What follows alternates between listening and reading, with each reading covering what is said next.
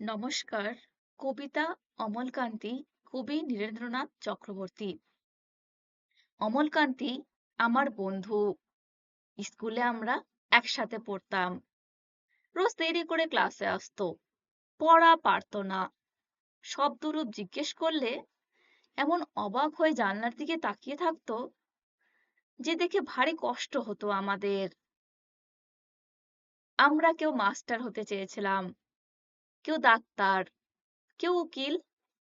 অমলকান্তি সেসব কিছু হতে চায়নি।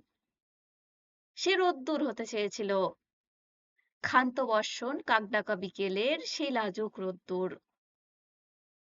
জাম আর জামরুলের পাতায় যা নাকি অল্প একটু হাসির মতন লেগে থাকে। আমরা কেউ মাস্টার হয়েছি, কেউ ডাক্তার, কেউ উকিল। অমলকান্তি রোদ্দুর হতে পারেনি। সে এখন অন্ধকার একটা ছাপাখানায় কাজ করে। মাঝে মধ্যে আমার সঙ্গে দেখা করতে আসে, চা খায়, এটা ওটা গল্প করে, তারপর বলে উঠি তাহলে। আমি ওকে দরজা পর্যন্ত এগিয়ে দিয়ে আসি।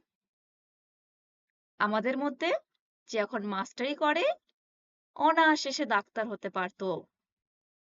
যে ডাক্তার হতে চেয়েছিল, উকিল হলে ক্ষতি কিছু হতো না তার। অথচ সকলেরই ইচ্ছে পূরণ হলো, এক অমলকান্তি ছাড়া।